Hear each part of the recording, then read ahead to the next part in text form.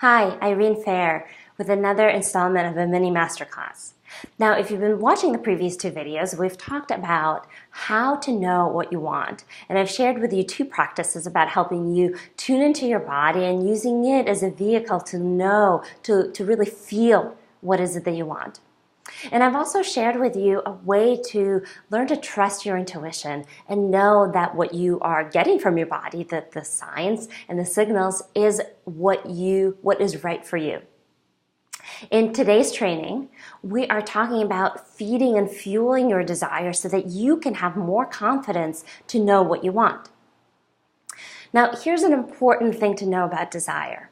It thrives in expression. It thrives in acknowledgement.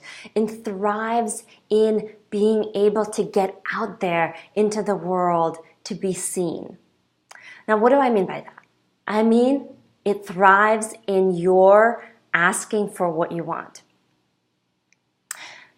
We often think that it's about getting what we want, but that's not how desire works. Desire wants expression.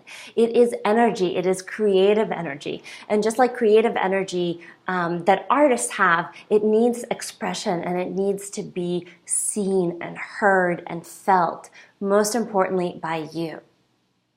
So before I share with you how to feed your desire by asking what you want, I want to share with you ways that we actually destroy our ability to desire by not asking for what we want. Now, this is so common, which is why I'm going to break it down into 3 ways that we don't ask for what we want and how that actually corrodes our ability to desire. So the first one is pretty obvious. We don't ask for what we want by not asking for what we want, just silence. And underneath that, there's an expectation that someone else will know for us. Someone else knows what we want. Oftentimes, it is a defense mechanism against not really knowing what you want yourself and expecting the other person to know it for you. What happens is that in that expectation, the waiting, there's a lot of room for resentment to grow. And resentment is incredibly poisonous, lethally poisonous to desire. Again, desire needs expression and freedom, and resentment is just literally like pouring acid on baby skin. I know, it's a very hard analogy, but that really is how incredibly powerfully destructive resentment is to desiring. Okay, so I mentioned the first one, you don't ask for what you want by not asking. The second way we don't ask for what we want is instead of asking for 100% of what we want, we ask for a portion of it, 75%, some fraction of it. And underneath that, there may be a belief that what I want is too big. What I want is I can't ask for the 100%, it's just too big. I don't think I deserve that, or I can have that. And again, in that gap between the 100% and the fraction of what you're asking for, there is room for resentment to grow, which again corrodes desire. The third way we don't ask for what we want is a twist on the second one, which is that we ask only for what we think the other person can give us. And it's a slight twist. The outside behavior is different, but the inner belief is the same, is that we don't think that I can have what I want. I can have exactly what I want, so I can only ask for what the other person can give me. And again, in that gap between what you're asking and what you're really wanting is resentment. So I cannot emphasize this enough of how corrosive and destructive resentment is to desiring. If you think of desire as this little seedling trying to come up through the ground in the spring, and resentment is that, that squashing of the seedling that's trying to come up. So why am I mentioning this?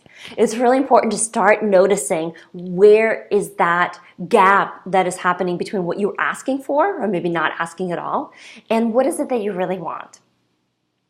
And the antidote to the poison of resentment is asking for what you want.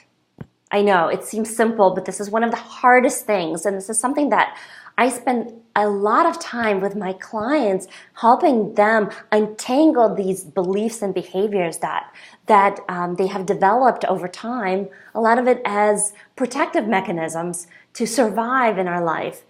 Untangle them because they're no longer serving them, and allow the desire underneath to flourish and grow and feed it. And the number one way of feeding your desire is by starting and practicing to ask for what you want, exactly what you want, the 100% of what you want. How do you do that? You ask for what you want. Now, I want to challenge you to start really small, take baby steps, and start in a restaurant or your local coffee shop when you're ordering something or when something didn't come the way you wanted it, to start asking for it. And to start noticing where is it that you are falling short of asking for what you want, and what are the beliefs, and start untangling that. Part of it is journaling. Day to day, just writing down the awareness that you're getting and the realizations that you're getting. And with the journaling, you start gaining confidence that you are growing and expanding and getting better at asking for what you want.